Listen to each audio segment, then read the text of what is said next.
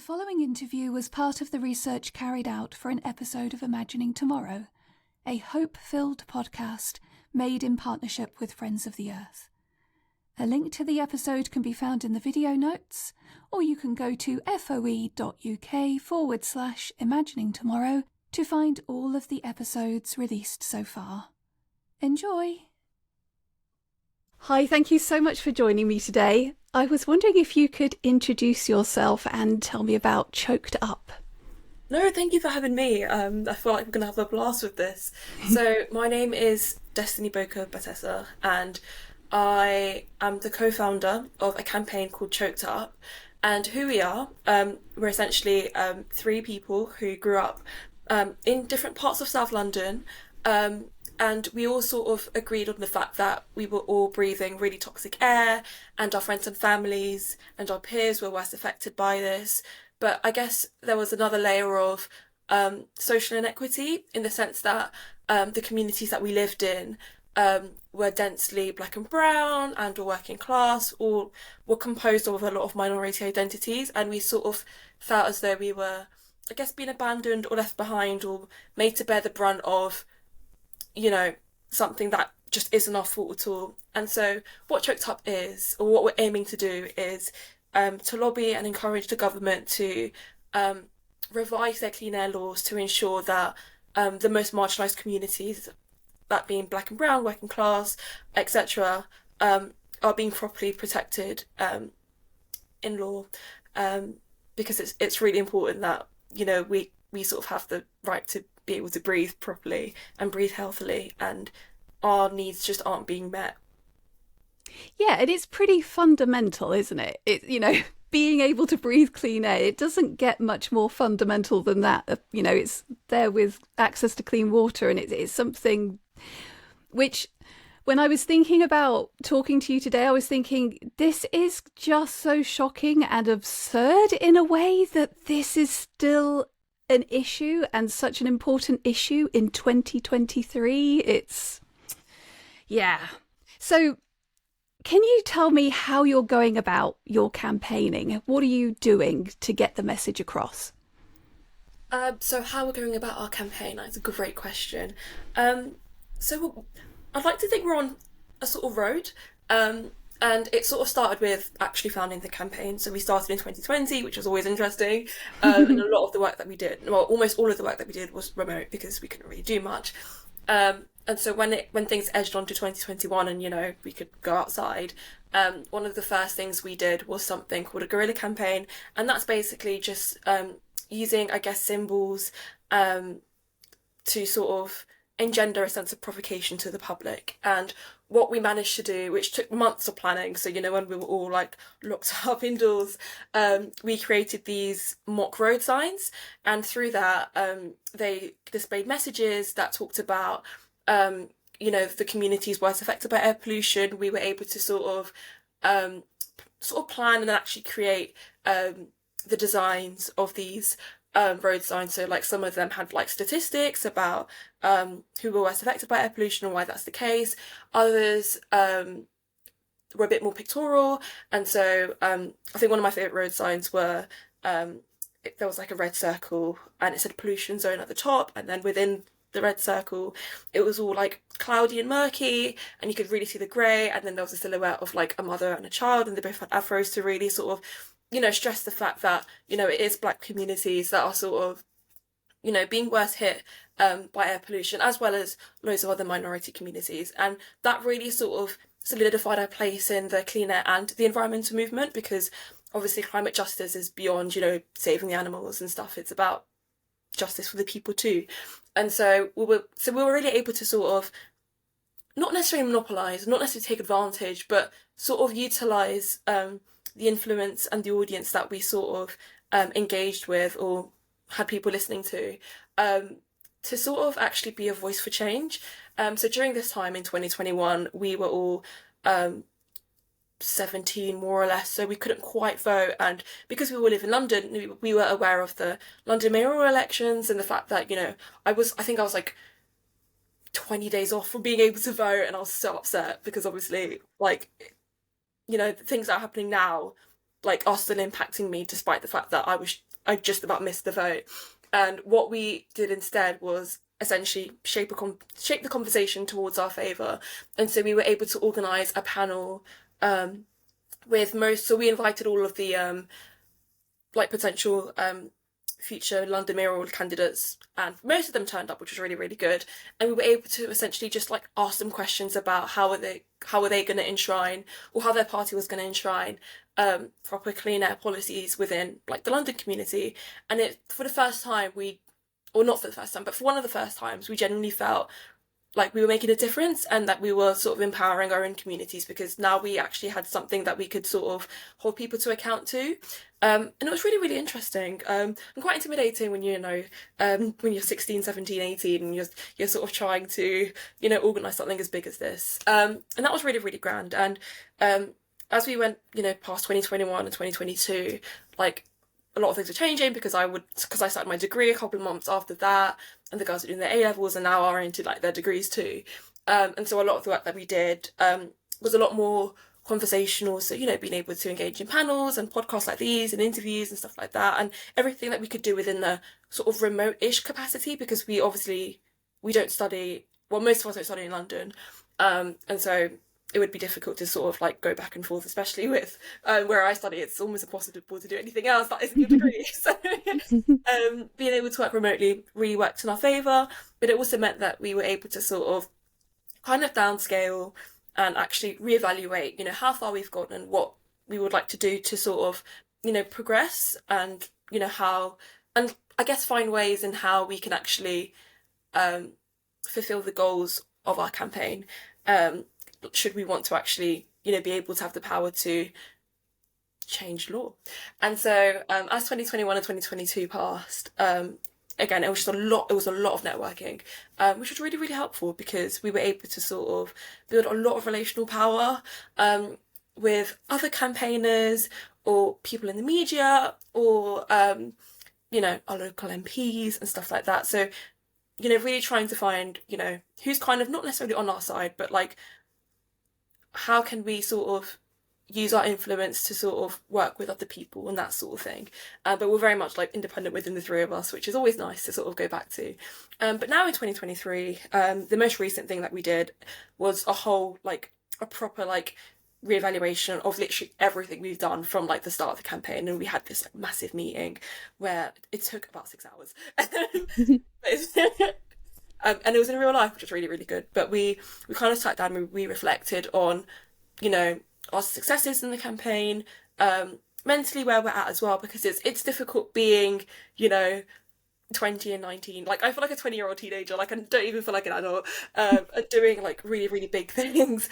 And so within like the 6 hours we had over the summer, or at least in that one meeting anyways, we discussed, I guess, our overall goals, but within different time periods. And it wasn't really a sense of like, what we're going to do in 6 months, what we're going to do in 12, what we're going to do in 18. But we kind of just discussed these little like nuggets of like, I don't know, goals and aims that we would like to sort of, follow through with.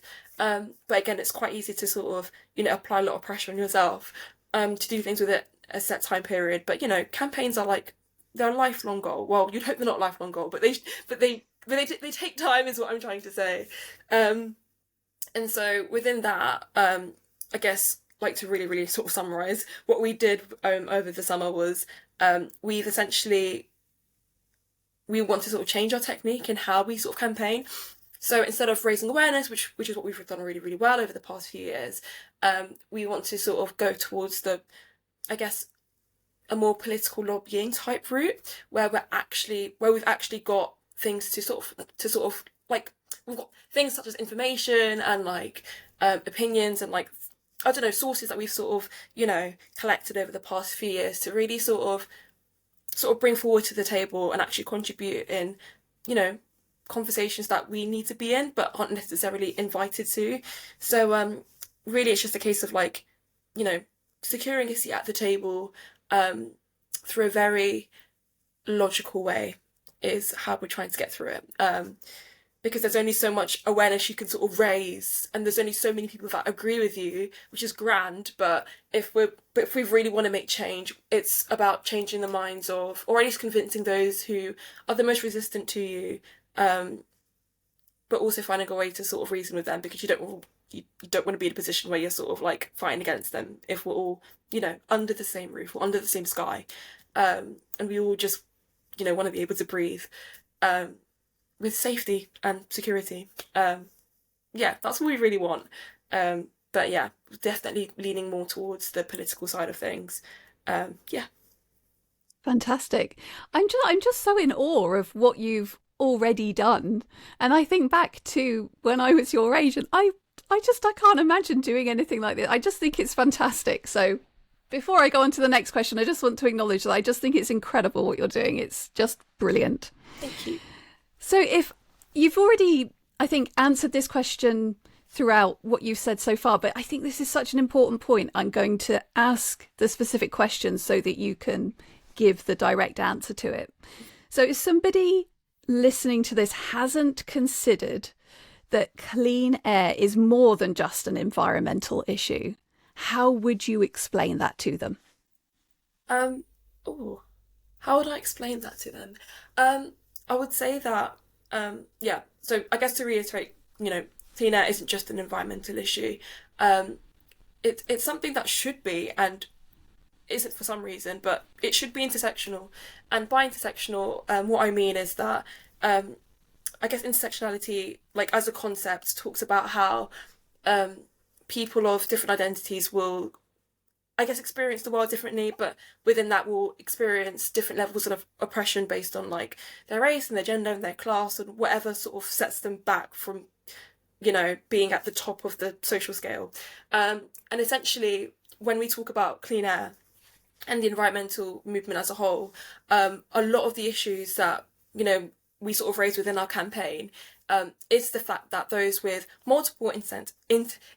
those with multiple intersecting identities are the ones who are constantly having to sort of pay the price, with their lives, with their health, with their quality of, I guess, being and existing, because of other people that are well off and aren't necessarily, as nurturing to their local environment as, I would have grown up to be.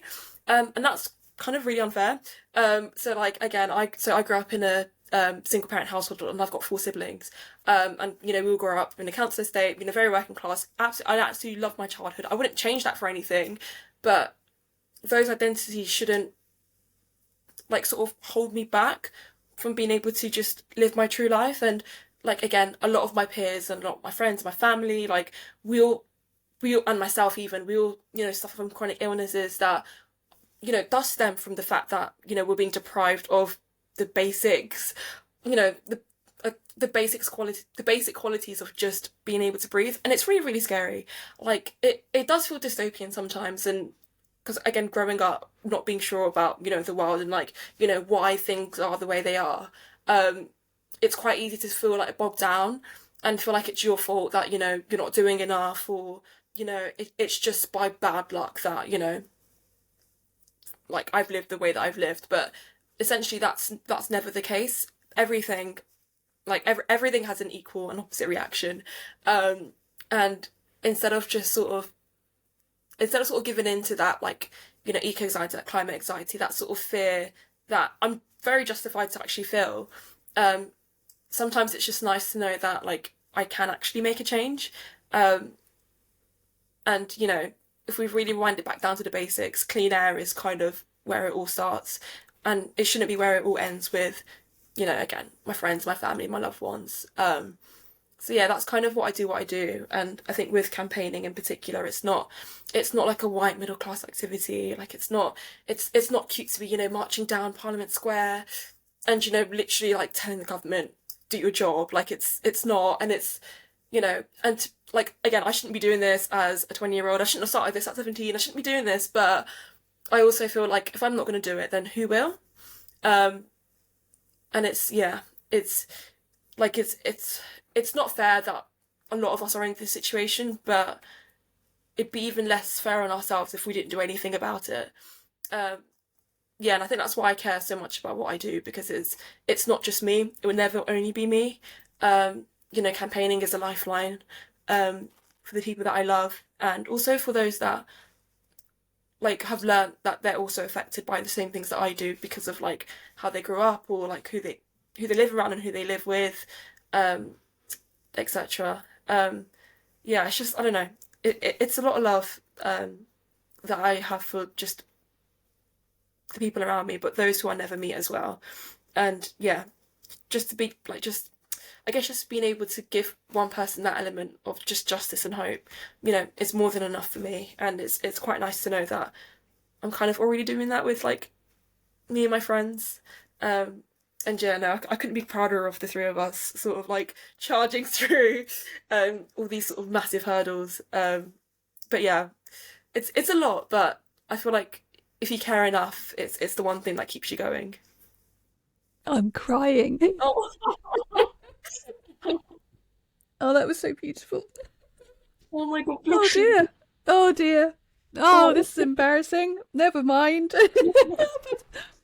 Oh, it's actually really beautiful to hear somebody say that it's about love as well, because yeah, you're absolutely right. This isn't fair. It is not fair that you and your friends are having to do this, but that you can be rooted in this being an act of love as well as alongside justice. And it's just, yeah, it totally makes sense. Oh dear.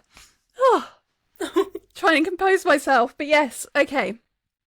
So I'm fascinated by that moment when somebody moves from, I would, thinking about my own emotions, I would imagine fear, despair, anger, um, hopelessness, helplessness, all of those emotions when you're suffering as a result of systemic injustice, how you move from that place to the moment of, we're going to do this campaign. What is it?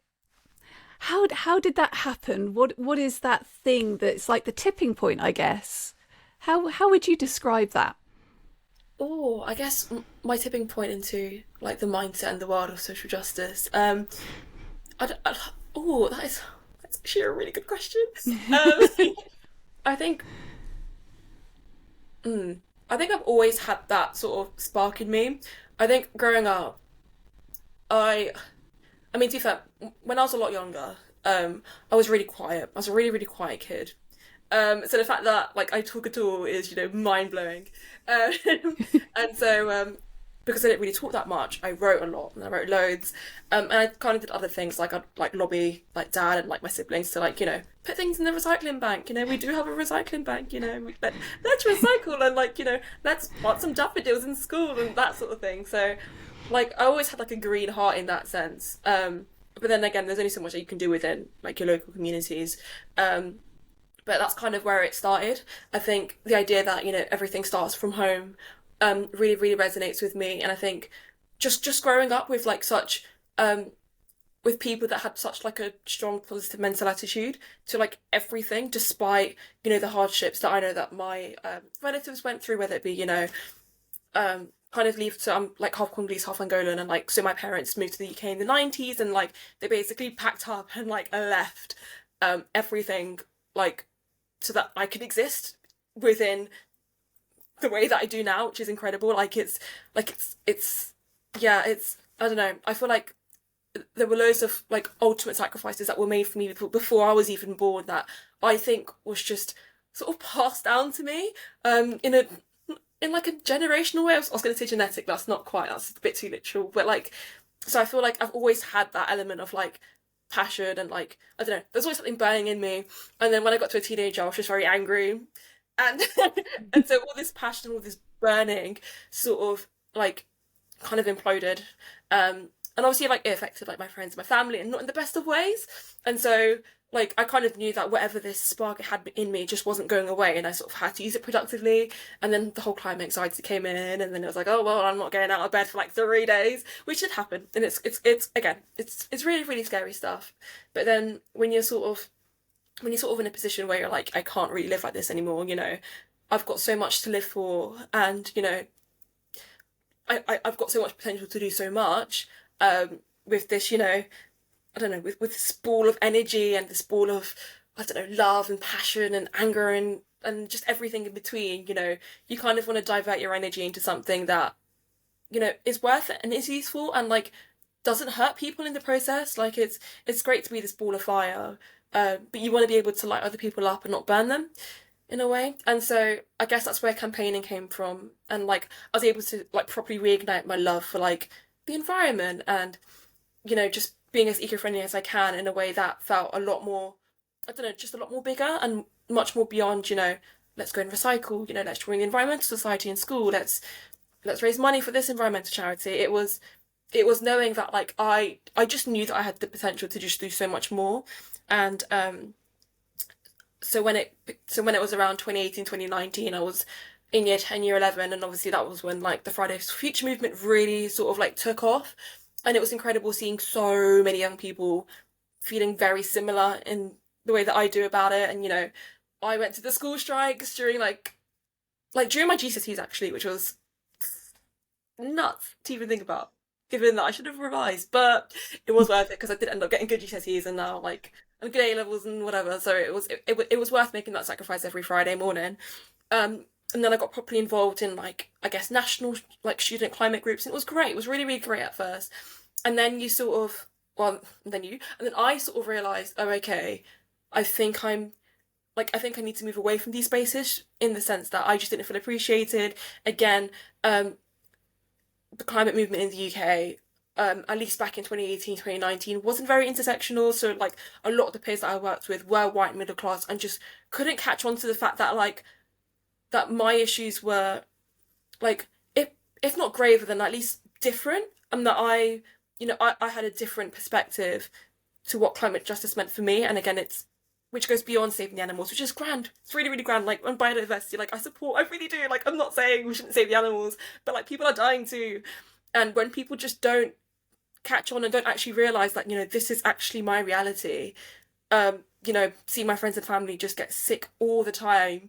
Like it's just not nice. And like to just not be heard and appreciated in that sense, but be tokenized in like, you know, bigger media spaces. And like I was always the one that sort of got roped into like a panel whenever they needed a person of colour or like somebody that was female presenting or whatever. Like you really do feel like, I guess, your energy and your resources and, you know, the empathy that you have is kind of being like politicized and taken advantage of. And it's not the nicest thing, especially because like I was 15 and 16 at the time, and yeah, I love the bit of public speaking, but like to sort of be used in that way, it just didn't feel nice. And like you kind of, I don't know, I think I take for granted how advent not advantageous because that's but like I take I think I take kindness for granted because I'd like to think I'm a kind person, and when you're a kind person you'd like to think everybody else is, but obviously that's just not the case. And so I broke away from those sort of spaces, and the other co-founders, Angelina and Yoleti, also felt the same way. So we all sort of knew of each other within these like climate spaces. We didn't actually probably know each other until like 2 years afterwards, which was like insane. And so when we finally like got the mentoring and the help for a charity called the Advocacy Academy to actually start a campaign, you know, we like the reason why we started off Choked Up was because we talked about, well, we discussed our experiences and our relationships with the climate movement. And although at that point it kind of like fizzled out, because the youth climate movement kind of fizzled out during the pandemic just because of loads of other, you know, systemic unsaid inequalities and like weird hierarchies within like young people and the celebrification of student climate activists, which I have a bone to pick with. We are not celebrities. We just care a lot about what we do, and you know, you can't just put us on a pedestal. We're not. Well, we are amazing, yeah, grand, but like, can we actually be listened to? But and so, like loads of just other complexities that just weren't resolved. So when we sort of discussed these issues, it was just quite nice and refreshing to know that I wasn't the only one going through that, and kind of going through that weird like emotional annoyance and turmoil and just yeah, just that feeling of being taken for granted. And so we really wanted to put I guess race and class, but I guess more specifically race, into the sort of climate scene, and the fact that we were that wasn't the case, or at least not necessarily stressed when we sort of started, climate campaigning before Choked Up. Sounds absolutely like absurd to say now, but yeah, that's kind of that's kind of how we sort of like that's kind of how we sort of went along with it all. And now we are, I guess, beginning to start. Well, I guess we're. Oh, I can't. I'm losing my words.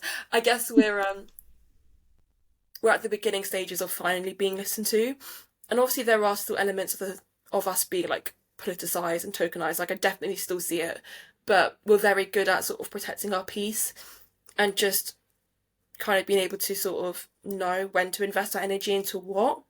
Um, and that's really worked in my favour. Like I think mentally I'm doing a lot better because I have a sharper eye for these things, and you don't have to say yes to every single opportunity just because it's media related and stuff.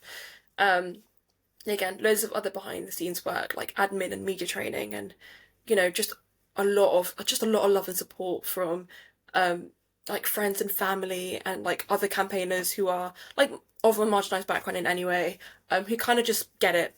Like it's nice to finally not feel alone. But again, I think the one thing I do worry about though is now that we've finally sort of created like our own space within the climate movement, I feel like I can't really see back, because I definitely feel like the climate movement in general is still quite inaccessible. And again, and then it kind of feeds into the whole celebrification of like young climate activists all over again. But instead of being the person that's being pushed out, I'm kind of in those sort of circles.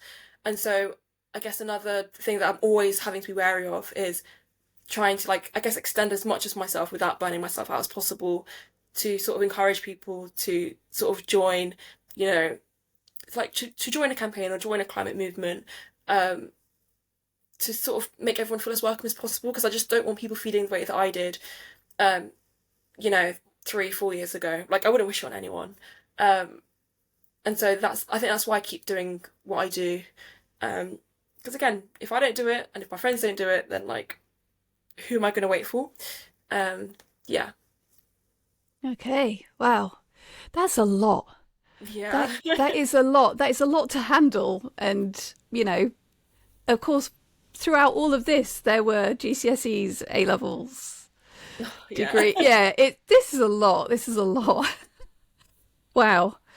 So you spoke about the panel where you invited the mayor candidates to come and speak, which is, impressive by itself. Tell me about some of the other things that you've achieved, and what I'm really interested in is what you feel most personally proud of. Was there a moment where you were like, yes? Well, I guess this can be split into sort of like two ways. And I know we're going to discuss one of them later, I think. Cut it off if we don't. So on the more sort of like glory, I don't know, technical side of things, we were kind of, well, let me phrase this right. We were kind of involved with working with the Office of like Mayor of London with regards to like the ULEZ expansion, which has caused a lot of like contention and controversy, quite unnecessarily, if I do say so myself. And I think that's been really, really good because, again, like, I I think a lot of people, or at least the one thing that I kind of have issue with is that a lot of people don't actually realise that London is a city that people actually live in. It's not somewhere people just sort of pass. I mean, yes, a lot of people pass by. Yes, I understand that a lot of money goes into London. I'm not saying it doesn't, but like a lot of people actually do live here, and a lot of people have started their lives from scratch, from wherever they came from and whatnot, and like because of the fact that we're so densely populated in any part of London, to be fair, of course there's going to be loads of transport links, loads of people, driving through, loads of lorries, loads of deliveries, loads of things that cause congestion and traffic and gridlocks on my commute to primary school like every like 5 days a week every morning. And I don't know, I feel like when people sort of like slam the ULEZ expansion, and get annoyed that they have to like pay a little bit more to like cross through London, it's not it's not a money grab thing. It's a way to sort of, I guess, reduce the burden and stress of actually, I don't know, of polluting vehicles within residential areas. And I don't know, it's like sometimes it does feel a bit disheartening that people just don't really click onto that. And like, I understand that not everyone's going to relate to my experiences, but like a little bit of empathy doesn't hurt in the real world, you know? So like, seeing the ULEZ expansion has been really, really good, but because it's expanded to, um, the areas that I grew up in. So again, with Streatham and how that's part of the South Circular, the fact that now it's being expanded all across London means that um, areas like that are being protected, but also the rest of London, and that no one's being left behind in that sense. And if people just really caught on to the fact that London is just as residential as it is touristy, then a lot of things would make a lot more sense. And like there are so many other cities that have low emission sort of areas. So like Oxford, for example, and I think I'd like to say Manchester are sort of putting a few in place. So it's not this brand new concept. It might have started in London back in 2012 or so, but it's not an issue that sort of focuses on just London.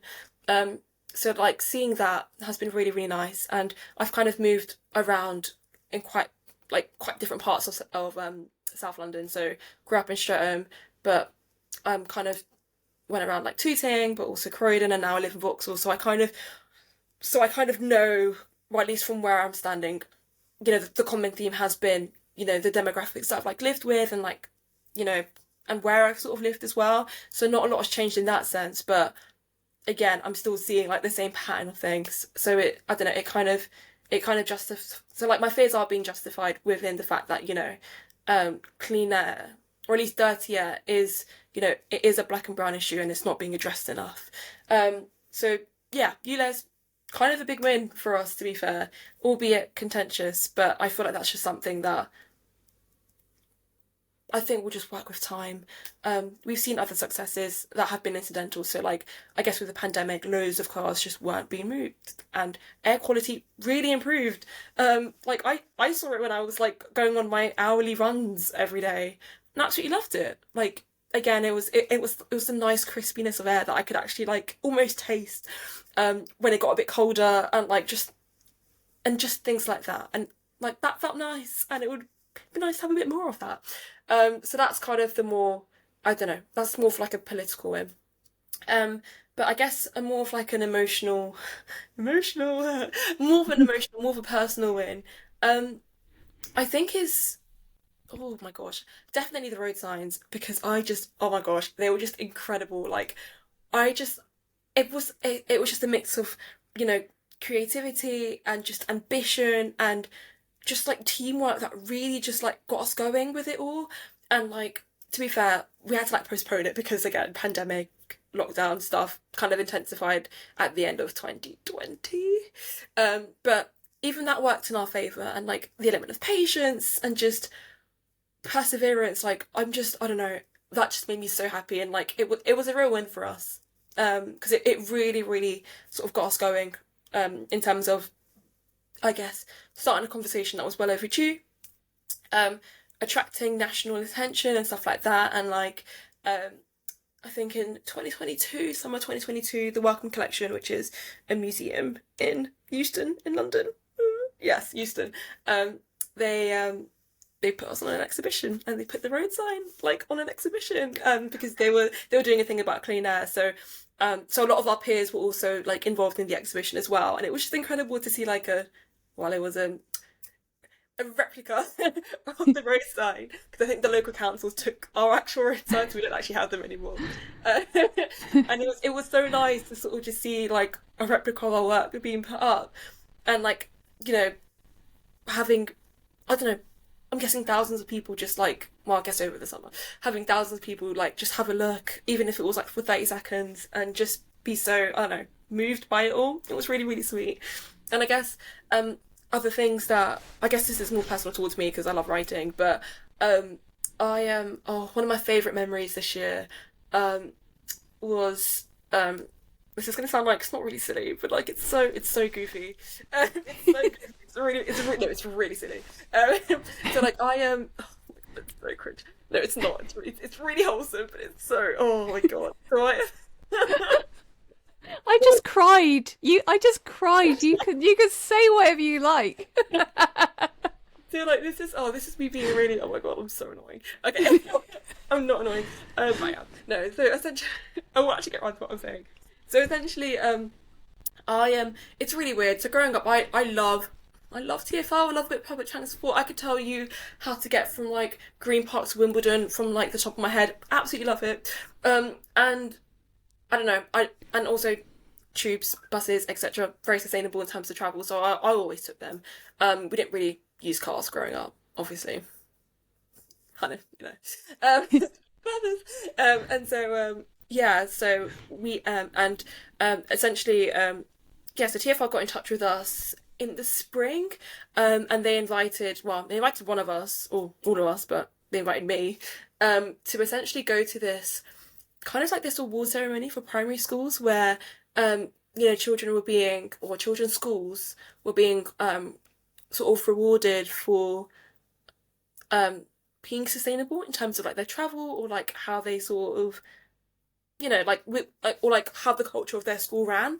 And I was able to like present an award to a school, and oh my gosh, it was really emotional because like the whole day it was really, really wholesome, and there were elements that were quite creative. And so they brought in like a few poets, and obviously I do a lot of writing, and they the people that invited me knew that, and so I was able to like recite a poem that all the students sort of worked on, because it was kind of like a template that we just sort of had to like fill in. So I made my own version to sort of get the kids inspired, and it was really, really sweet.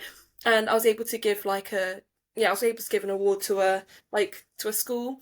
And the way that the award ceremony was set up was that there'd be like a category. So like the one that I presented in an award for was like the most innovative school, and it was one school from like North, South, East, and West London. And the South London school one, and I was like, oh my god, this is great. I'm like, what? I was absolutely buzzing, and I was giving the award to these like year 2 students, and they were just, oh, it was just the sweetest thing. And then it gets even better because a while afterwards, one of the teachers from the school, she like sent me a message, and she was like, I'm really inspired by like what you do, and like we loved hearing your poetry on the day, and like thank you for awarding the award to our students. Like, would you like to come to our school and like deliver a session on like poetry and like campaigning and like and whatever? And I was like, I will come to your year 3 class, because they were year 3 at the time. So it had been September, so it had been just over a month ago. Actually, oh my god, just over a month ago. So I went to their school, Telford Scott Primary School, which is not too far from where I live. So it's even within my like borough, which it really hit home in that sense even more. And I was just sitting with this year 3 class, and I recognised some of the students because a handful of them went to the award ceremony. And I was talking about choked up with them, and like why I care, and like I guess why they should care as well. But I told them like, you are like also 8 years old. Like you don't have to like you don't have to change the world and like start a campaign. But like but you can learn, and like you can like start these conversations and stuff, because it's really, really important, right? And had a really nice discussion with like the students, and it was a good like 30 of them with a few teachers.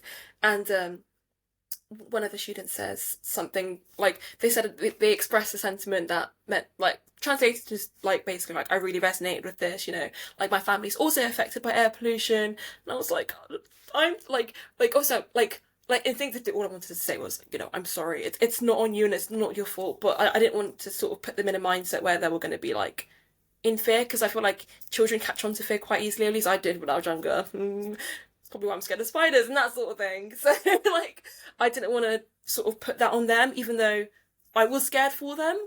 And so I kind of had to like very quickly flip the narrative and be like, you know, your fear is absolutely justified. Of course, like it's scary knowing that you can't, your parents, your aunties, your uncles, your teachers, whatever, can't control, this injustice on a sort of national scale without loads of other steps in between. But the fact that you're aware of it, and like that it's more than a cause and effect sort of thing, it's really, really important. And that's why I campaign. Like it's why I do what I do. It's why me and the girls do what we do.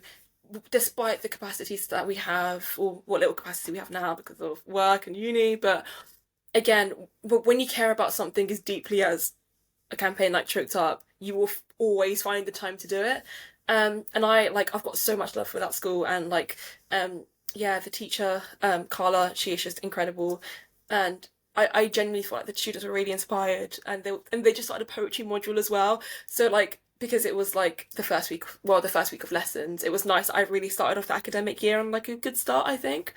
And the students were just amazing, and I just it's nice to see that element of like burning passion that I had when I was their age. And like, again, because when I was their age, I was, again, encouraging my like family to recycle, and like, planting daffodils in school and silly things like that. Well, not silly, but silly little things like that.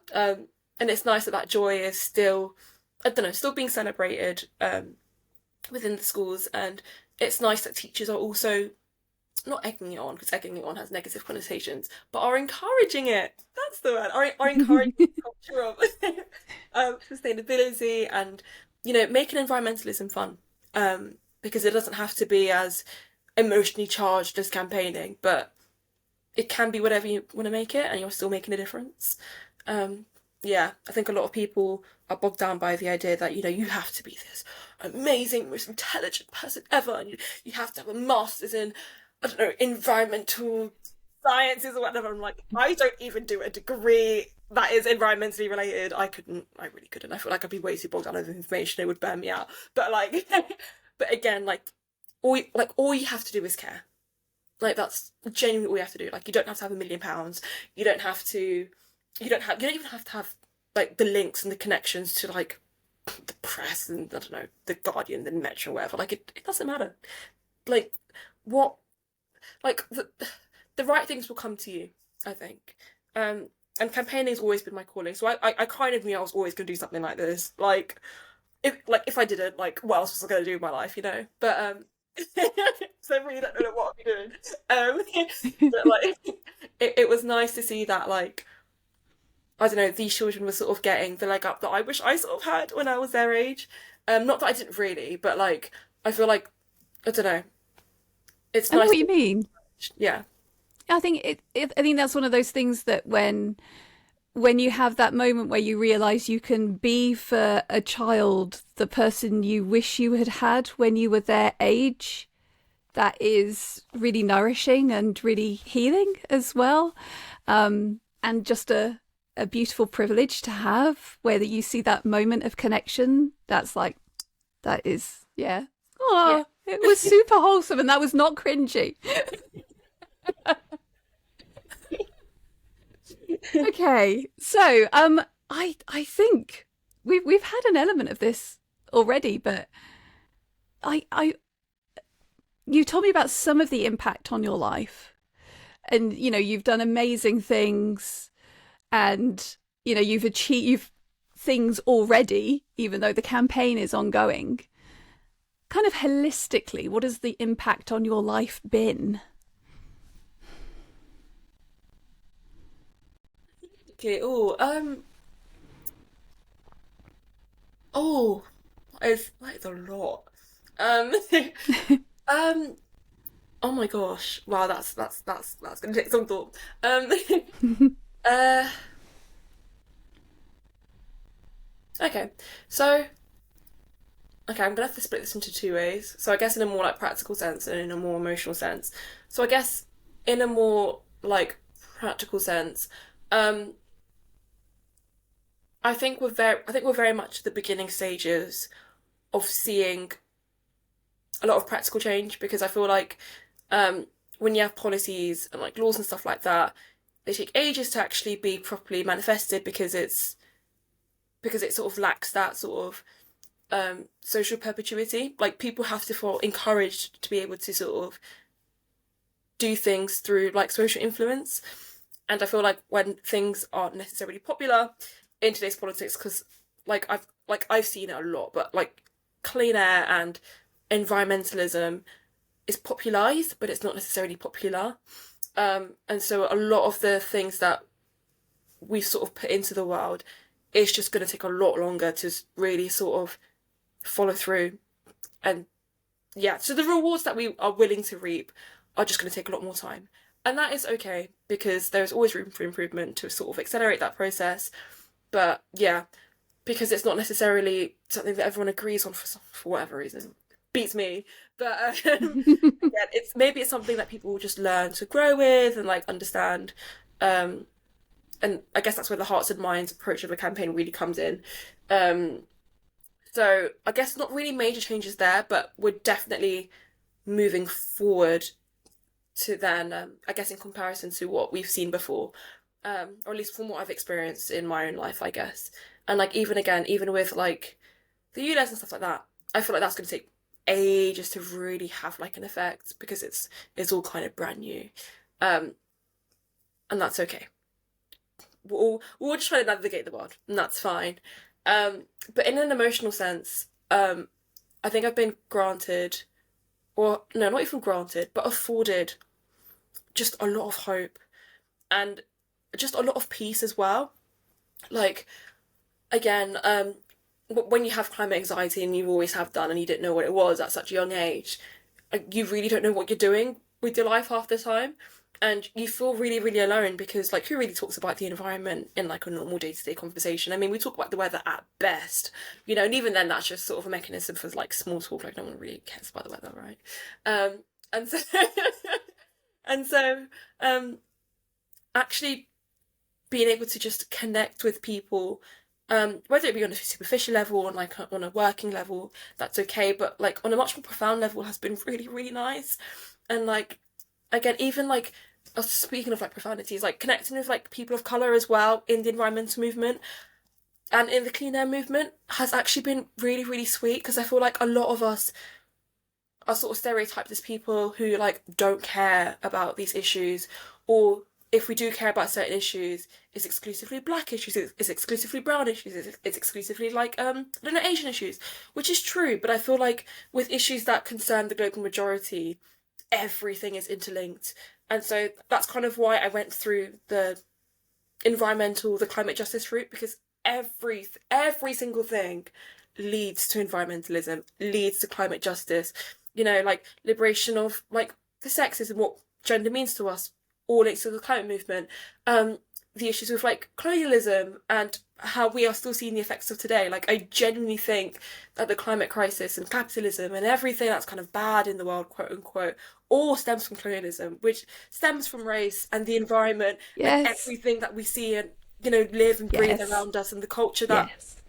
we are living in, which is very unsustainable, by the way, if or at least in the Western world. Um, and again, even climate anxiety and the idea that everything is so individualized. Again, it leads to the idea that, well, it not even leads to the idea, but it stems from the idea that we're all meant to sort of like survive in a very sort of personal way. And I feel like, this is getting a bit, it's getting a bit dark now. But I feel like when living, well, being, well, I guess growing up in a Western world, or at least being born in a Western world, but having family that aren't from a Western background, and having that sort of cultural clash all the time, not really knowing, where you sort of fit in because what do you know, right? Again, can be quite a lonely experience, but when you're around people that sort of get it, you sort of feel a lot more connected within yourself. And like, I feel like a lot of the climate work that I do has sparked up conversations with like my friends and my family, and like I talk to my relatives in Congo because we all speak French. Well, at least I speak French, or at least yeah, it's our common second language, which is also because of colonialism, but it's fine because I can still communicate. Well, it's not fine, but like we're gonna make it work. That we can communicate, and like it's the small things like that, and I feel like I'm a lot closer to my own identity, um, without it being like an emotionally taxing experience. Like the person that I am, and like my family, my heritage, and the things that I'm proud of, um, isn't viewed in like an oppressed lens anymore, and it's just really liberating that a lot of people, um, I guess, can't relate to the sadness of it all, but like the joy of just coming together and wanting to make a change. And even if other people sort of experience things a lot more heavily than I do, and maybe, and I guess vice versa, if the one thing we have in common is that we want to live past 50, then so be it. And it's just, yeah, it's really it's really important that we sort of keep that positive mental attitude. And I guess that I guess that comes from the resilience that like my parents had, especially, and how I genuinely think that it was like generationally passed down onto me, because like all of my siblings, I've got four siblings, and all of them are like incredible in their own way, and are doing like big things, and like are just really really driven and just really care about things. And my niche just happened to be environmentalism and writing, so like. And it's incredible. It's really really good to see, and yeah, and my siblings and my extended family, they're like so supportive about my campaign. And they're like, when they see me on the TV, they're like, oh, that's a bit, that's my sibling right there. They absolutely laugh it off, and it's so so good. But it's always a reminder that like I'm doing it for them, and I'm doing it for the people that I'll never meet, and I'm doing it for the people that don't even exist yet. And I'm doing it for the people that have like left me, well, not left me, left the world. And sort of, I don't know, I feel like I'm holding a baton, I think. And I'm just carrying on the good fight, and making it worthwhile for those who didn't live to see the successes of how the world is right now. Even though it's all a bit doom and gloom at the moment, but um, or you can only carry on in this world, I think. But you can't do it alone either. So although I'm holding a baton, I'm not the only one holding a baton. Or at least an emotional baton in that sense. And I don't know, that element of resilience, I hope never goes away. I don't think it will, because I've already been through enough in this life. I feel like I've lived multiple lives, in fact. So, like, what I really want to do is just sort of carry that on, and like, I don't know, radiate that the energy that was sort of passed on to me, um, albeit through fear sometimes, but there was also a lot of joy in that too. And I don't know, I just want people to at least feel that warmth as well, even if they don't act on it. But like knowing that it's not the be all and end all. And I am going to live past 50, hopefully. I'm trying. I've got to at this rate. I'm not worked this hard to not live past 50. I will.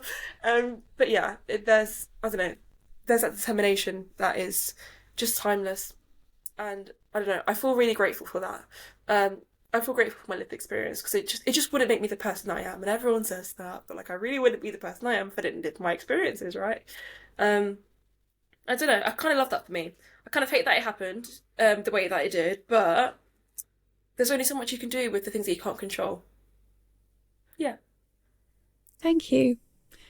Okay, if someone is listening to this and is, I don't know how they couldn't be inspired, but let's say they are living in a city, they breathe this in every day, they have that same sense of this is terrible and something needs to be done that you have had and still have.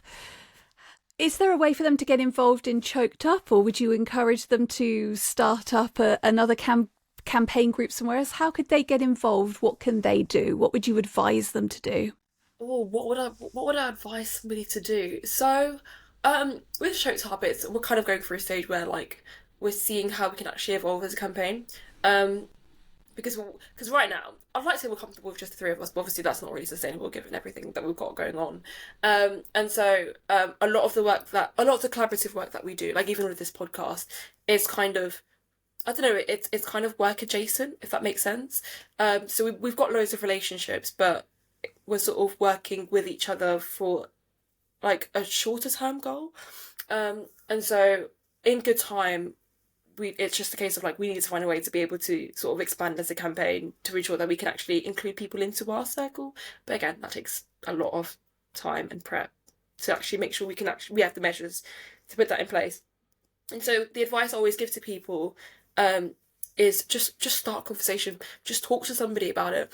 Conversations are free, and no great movement has ever started without a conversation, because you just don't know where they'll lead to. Other things I'd also encourage, you know, they're sort of things that I did before the campaign, but contacting your local MP about a particular issue that you care about within your community. So when I lived in I used to live in the constituency of Croydon North, and a couple of years ago there was like a really just very annoying bin problem, and it just really annoyed me because like what was going on. And I emailed my local MP, who was at the time Steve Reed, and this was again before the pandemic, so I was lucky enough to actually sit in his constituency office, and like we just had a conversation, and he said, oh, okay, like here are some local environmentalist groups within like the Croydon North area that you can sort of get in touch with. And when I was like 14, 15, 16, I was in all these like group chats, and it was a lot, but it was great because you know we both we both cared about a particular thing, um and it was nice that I was sort of given a leg up to sort of divert that energy into something else. And so like keeping in touch with like just loads of other people in that sense has been really, really grand. In terms of, I guess, other campaigns, there are so many campaigns that people can join, and it doesn't even have to be about clean air. It doesn't even have to be environmental. I think what if people are inspired, what they should do is find an issue that they really, really care about within themselves. Because you can only, because you'll work at your best if you're driven by a cause that you care about very personally. And so, like, obviously, like with me and the girls, it was race and the climate movement, or at least race and climate movement in the UK, and then that honed down to like air pollution. But if you're worried about like huge oil giants, there are like amazing campaigns like Stop Rosebank, and etc., and Stop ECOP and everything, I guess, under that radar. There are loads of other, I don't know, there's loads of other charities and like feminist organisations like Sister Space in London. And like it's so easy to be connected to so many people at once, I think. But I guess on a more climate side, even just like contacting me personally, I am so ready to like answer people's questions about, what it means to be young and in like, I don't know, the climate activist world or whatever that means. And then and I've had so many conversations with like so many people who are a bit intimidated by it all, because when you're an outsider looking in, it's really scary, it's really intimidating, and I've been there, and I still sometimes feel like I'm a bit of an outsider because I don't know everything, but I'm never going to know everything. But with what I do know, I'm able to cultivate that and use that as a means to sort of keep me going. And then through that, I just keep learning. So yeah, you just got to keep learning and reading. Reading is a gem. Again, read about something you really care about. So like currently I'm reading now that we're talking about books, which I absolutely adore. Currently I'm reading a French book, actually, goes with the degree, see. And it's called well, in English it's called Discourse on Colonialism, by one of my favourite authors called Aimé Césaire, and he was a Martinician politician and philosopher and writer, and he started, oh my gosh, this is me just rambling, but I love him so much. Well, not like that, but like in an admirable way. Not that he's dead anyway, so it's not the point. But like he he started a literary and philosophical movement that essentially flipped the narrative on how Black Francophone people were oppressed, and basically intertwined African culture with French-speaking culture in a way that if people wanted to express something, they actually could, and it was really, really cool. And so rereading his, because I've not read the book in like since first year, so almost 2 years now. Rereading it again has been just an absolute joy, and there's just so much anger, but there's so much passion and there's so much truth to it all, and it's like, I think, especially with my understanding of French being a lot better than it was 2 years ago, like I'm really starting to like resonate with the messages, even though I loved it the first time around. That it's no longer a leisurely read. I'm like religiously reading it over. Like, yeah, I totally agree. Oh yeah, Europe. Yeah, it is not sustainable. Yeah, that's still true. 60 years later, and it's incredible. But yeah, reading is, oh, it keeps you going. It really, really does. And I think if I didn't read as much as I did when I was younger, I wouldn't be so fruitful in the knowledge that I have. And also, reading is free. Like, I loved going to my local library and my school libraries and just engulfing everything that I could. Like, I could have swallowed a dictionary. I feel like I feel like I swallowed the dictionary sometimes with like the words that like come out of my mouth. I'm like, why does that sound so articulate? Oh, I love it. Also comes with where I study as well. I've been forced to be as articulate as possible every day. But it's worked to my favour, and I love reading even more. But yeah, so I guess to summarise all the waffle, read as much as you can if you love reading. It doesn't have to be books. It can be newspapers. It can be magazines. It can be whatever has some sort of provocation that you can sort of learn from.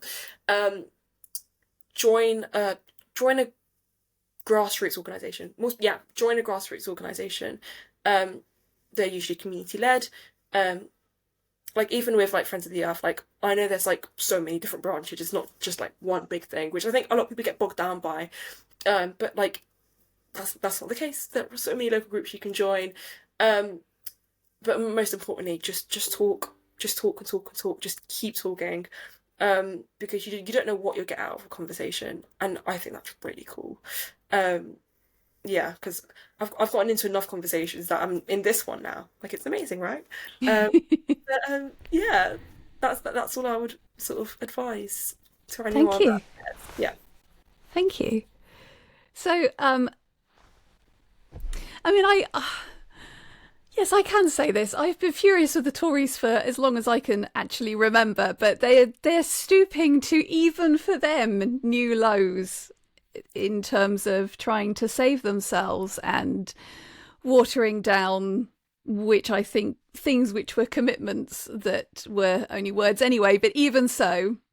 And now they've latched upon negatively spinning ULEZ as a new political avenue to go down to try and hang on to the vestiges of power that they still have. There, I've said it. Can't stand them. Don't care. I can't stand them. Anyway, so if there was a political candidate who was looking at the way things have gone in the press and looking at the recent Uxbridge by-election and is thinking, oh, marvellous, this is a wonderful way to get votes, is to make people unhappy about ULEZ, what would you say to that person if you could? If you could sit them down, what would you say to them as they're considering this course of action? I'd probably look at them in the eyes and probably just ask why. Why dive into this culture of populism? It's not sustainable. People's opinions change all the time. Um, and with people that are like pro ULEZ, they're not pro ULEZ because it's like this new thing or whatever. People just care about each other and our communities. I'd probably again look at them in the eye with with a really stern stare and just ask, like, what are you doing for the people? Um, I feel like I guess with the way I guess with how politics is sort of like set up in the UK, and especially with how the voting system is set up, popularity does take, I don't know, but it's quite impactful. Um, but it's more about asking about have you listened to young people? Have you listened to those who are less inclined to vote? Have you tapped into why that is the case instead of, I guess, sort of pandering or accommodating um, towards what they feel is safest? Like, why aren't you taking more positive risks? Um, because I don't know, I feel like with young people in particular, like we're you know we're gonna be the next round of politicians. Scarily enough, like a like when I go to uni and I'm looking at my peers, I'm like, oh, some of you guys are gonna be war criminals, but some of you guys are gonna be great politicians. It's really, really scary because Yep, I I know exactly what you mean. I can pick them out, and I'm like, I know exactly where you're gonna stand in the next 10 years. And I can't believe we're sat in like a tutorial together. Like it's we're going to be in very different places. Like I'm going to be your opposition in good time, but not the point here. But yeah, I'll look at them in the eyes and just say, have you listened to young people? Have you have you catered to their opinions? Do you know why we're so angry with you guys all the time? Do you understand why we feel like we're always being told off and all of that jazz? And I don't know, I used to be involved with a particular, I'm not allowed to say this, I used to be really, really involved with like a particular party in terms of like their youth politics and stuff like that. Then I realised I couldn't really do that anymore because Choked Up was meant to be non-partisan, so I really couldn't get involved anymore, and loads of other things, like I just didn't have the time to get into proper party politics. But even then, like there's this unsaid toxicity in a lot of political culture that young people are intimidated by it, but also sometimes perpetuate. And so when you have like so when you have that plus the fact that politicians just aren't listening to us, no one's getting the answers that they want, and everyone's just really, really angry. Um, and so we need to sort of find a way to keep the peace without triangulating our sort of needs or morals or anything in between all of that. Um, yeah, I'll just ask to just please just listen to us, or at least just give us an opinion. Like we want to be heard, we want to be involved. We're gonna take your roles in the next 10, 15 years anyway, so you may as well give us a listen now. Um, but yeah, but I think I don't know, ageism's always been a systemically very annoying thing. But I think a lot of adults forget what it's like to be a child. Which is I don't know, that kind of makes me upset because Yeah. we're all children at heart, and we should really cherish that part of us, and we shouldn't let it die because I feel like children and young people in general, like again, like we just have so much fire and passion, and like it should be diverted into the same, into not into the same way, but like into a way that is productive and healthy. But if we don't have the means to do that, then we just kind of fall into what other people have done before in the past, and that's not been great either. So yeah, I think just tap into your inner child for a bit. What inner child would you say? Hopefully, you were also like morally sound when you were my age. I really hope you were. And it's just an age thing. But who knows? Who knows? Yeah, that's probably what I would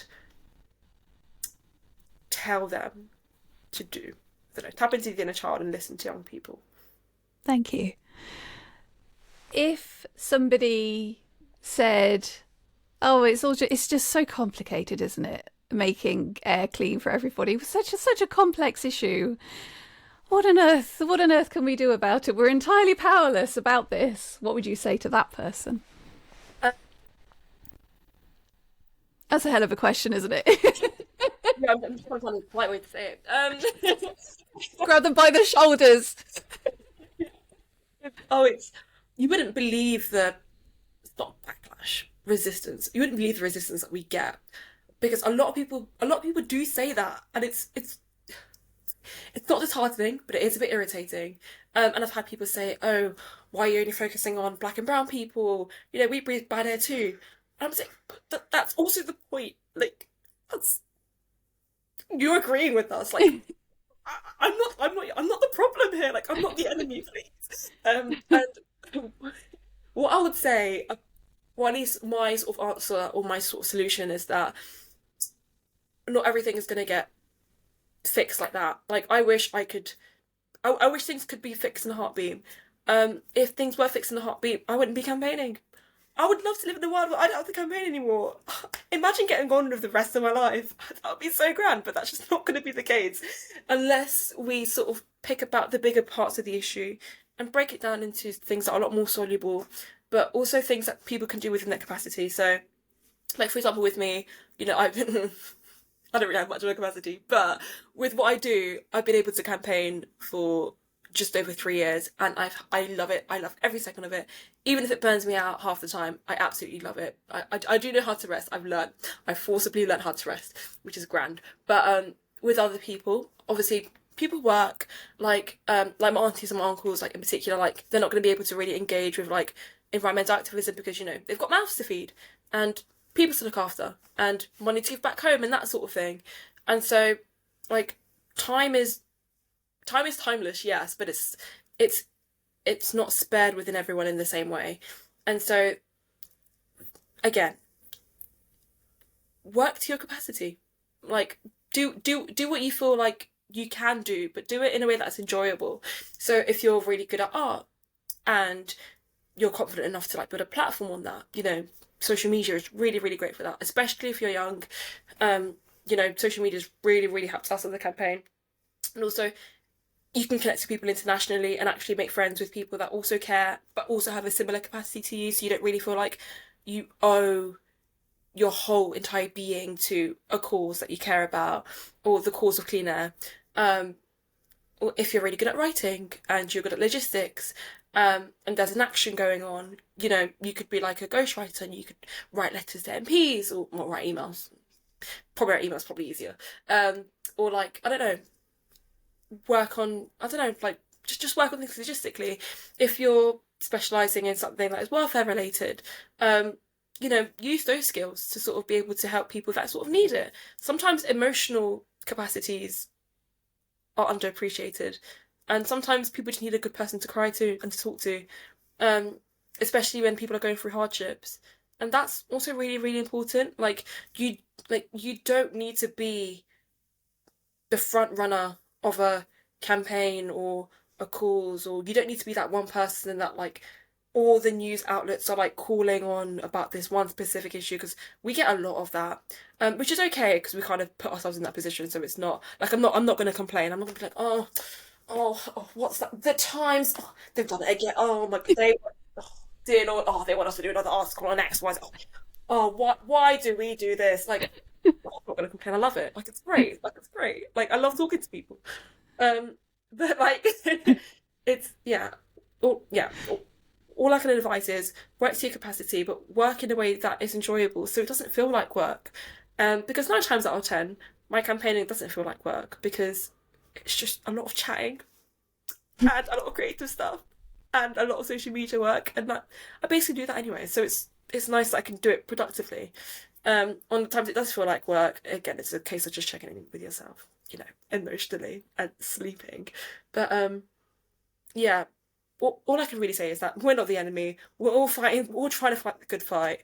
Um, but just find what you can do, um, and somebody else will be able to follow through with it. Um, as well. Like it's not just you doing it. You're not alone. I think is something that I really need to stress with um, people that sort of want to do something that they are invested in terms of like social causes. Like you're not alone in how you feel. So many people that you'll never meet, or so many people that you will meet, also care about it too. But it's just I don't know. It's finding a way that you could sort of give yourself without giving your whole self. Um, yeah. Okay. So I'd like us to fast forward to a point in the future where you've achieved your main campaign goal. There's been a comprehensive and solid update to the Clean Air Act, and things have really changed. Air pollution in London, across all cities, has massively reduced. What do you think would be the changes that would happen as a result of that, like a knock-on effect from that? Or a knock-on effect. I think in terms of morale will just be so much higher because people are going to be healthier. They're going to be happier. Their subconscious will just feel a lot more at ease with things. Um, and like, and I guess within that, that will ripple into, um, well, I guess it will. I guess it will. Things can't trickle upwards, but it will start with I guess the people that are worst affected, kind of just slightly feeling better about themselves, increased life expectancy, better access to just healthier things, um, just a lot less illness, a lot less hospital admissions for things like asthma and stuff like that, a lot less, I don't know, a lot less intensity in terms of preventable illnesses as well. Like people are just going to be more at ease and just a lot happier, and then we're able to sort of delve into other issues that maybe aren't being resolved in the process. But again, because clean air is such an intersectional issue, everyone is going to be positively affected by it one way or another. And I think if people can see, or like if people, well, when we get to the point where people can actually reap the benefits of, you know, campaign work and, getting a brand new clean air act, then we're able to sort of like push for other things. So if, access to water is like the next big thing that we need to sort of work on, then we can do that and we can kind of fix the world bit by bit. But generally, I just think there'll be a better sense of community as well, because I just think that there'd be so much hard work that we put into actually making this a thing that these relationships would only just stay stronger and stronger and stronger, and would be able to like do smaller things like being able to check in on each other and say hi as we walk down the street. Like the one thing I've noticed about living abroad now is like I will like I don't know, I'll open the door for somebody and they'll be like bonjour. I'm like, oh my gosh, like oh my god, that's really cute. Like why don't we do this in the UK? Or we really like at most we like give it a nod, and even then it's a bit like it's a bit of a condescending nod. You just like go about your day, but like things will just feel a lot more utopic, and I'm so ready for that world. Like I'm so ready for the world as it should be, because we're not designed to live in survival mode every single day. We're just we're designed to live sociably, and we're designed to live happily, and we're designed to live at our own pace. And that's just not the case at the moment. But it can be one day. We've just got funnily enough, we've just got to work for it. But that's also okay. Yeah, things will always feel like an uphill struggle, but I think one day it will just flip. Like the switch will just flip, and things will just feel a lot more better. And I'm ready. I'm so ready for that.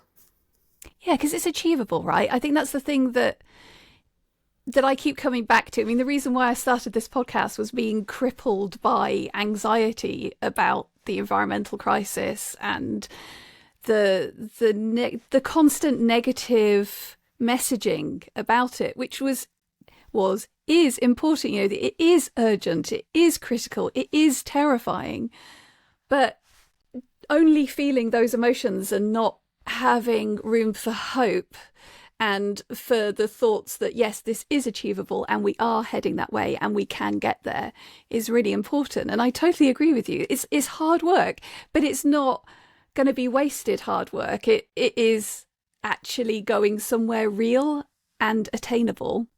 And yeah, I am ready for that too. I am ready for that world in so many ways. So many ways. Okay, so thinking more broadly, if you could change one thing about the world, and this could be an attitude, it could be, I don't know, some kind of legislation, a common attitude, a type of technology, whatever it is. If you could change one thing, what would it be? I could change one thing about the world. What would it be? Um, I think I would just take down individualism, just in all its entirety, because individualism just feels intersectional, but in the wrong way. Like it doesn't like it because it feeds onto so many, I guess, injustices and inequalities, and so much prejudice as well. Because I guess with individualism, there's this level of entitlement where you feel like you're better than somebody else because you've got more assets or you've got a quality that maybe other people lack, even though it's not that necessary. And I feel like if people really just came down together and kind of lived upon their instincts in just being able to just work together and like, I'd also change currency. I because currency is just a whole like it's so subjective and it's quite scary. Like I kind of wish we lived in a world where we could sort of exchange things. So like if somebody did a favor for us, um, I don't know, like if somebody like if I needed something to be printed out and somebody's got a printer, instead of like paying them, I don't know, £1 to like print out my documents, if I baked them like a cake or like if I made some focaccia and I gave it to them and they gave me the document back, like I feel like that would be a lot more productive and just a lot more fun. Obviously that's I don't know. I don't even know if that's sustainable, but like it'd make me happy, right? Because like I've got my documents, they've got like free focaccia, so like it's like either way, like we're both happy with what we got, and like I think people would just start seeing the value of things a lot more. And I think that would just be really, really lovely because I think greed would be a lot less reduced because, like, because I guess everybody wants money, but like, not everyone has resources or like, not everyone has a, an ability to like cook. But like, if we all shared, our gifts that we were born with, um, and transactionalized it in a way that was healthy and sustainable in a more moral sense, then I think that could really work for our world. And I feel like we're built for a community like that. Like, I don't know. I don't really believe in money. Could be that I'm working class. But, but like, yeah, for what it's worth, yeah, I'll just take down currency as a concept entirely and I'll just take down individualism, which is all very fun. Yeah, that's what I'll do. I think one of the nice things about kind of eradicating currency and the whole obsession with money is that it would make room for things to be valued appropriately, because there are so many aspects of labour which are completely unvalued because they don't translate into making profit for other people. Yeah. Like, caring for people, raising children, caring for elderly relatives, all of those things have no monetary recompense and yet are the foundations of society. So if you could shift that focus onto, valuing all of the genuine contributions to society and not just making already rich people even richer, that would be marvellous. So if you could invent one thing, and it can be absolutely anything, and there have been so many amazing responses to this, so it could be a really tiny thing that will solve a problem that just irritates you on a daily basis, or it could be something world changing. What would you invent? What would I invent? Oh my gosh. Ooh, what would I invent?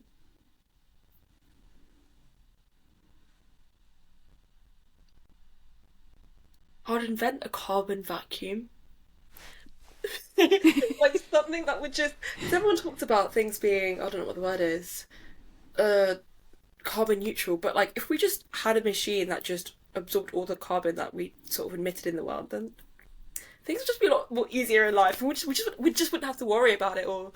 Um, or like I guess another thing I'd sort of invent is, well, this is so far removed from my reality, but like um I really like polar bears and snow leopards, and like I know the ice is like sort of melting, so like maybe like a perpetual weather machine that like kind of regulates weather in the right way just all the time.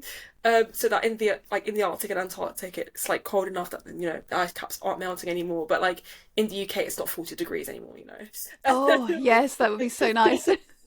But like I don't know, some like I don't know, if there was just this big weather machine that just sort of worked in everyone's favour, that would also just be really nice, because I feel like, or especially in the UK, all we complain about is the weather. So if we just took that element away, we'd have But one less thing to complain about. but what would we talk about? So we complain about. So probably that as well. We'd probably end up saying, "Oh, I don't know why they put this setting on the weather machine today," instead of just talking about what the weather is. We'd have to find some way to talk Oh my about it. God. Yeah. I love that. I love that idea. Well, thank you so much. Thank you for making me cry. But I mean, I was kind of being flippant, but I think actually I'm very not flippant about that. I think that there is something so powerful about what you said, and it is important. It is important to feel things in this world that keeps telling us that we shouldn't feel things, that we can't be emotional about things. So, yeah, thank you for the interview. Thank you for everything you're doing. Keep being absolutely awesome. Thank you. You. No, I mean, thank you for having me. It's been an absolute blast. I always get worried with sort of like podcasts and interviews, because I'm kind of split in two minds. It's either I'm really going to enjoy it or I'm going to feel really drained, and I've really enjoyed this. So Yay! thank you so much. You can find other research interviews in the Imagining Tomorrow playlist, or go to www.foe.uk/Imagining Tomorrow to find the episodes released so far, or go to your podcast provider of choice and search for Imagining Tomorrow. Bye!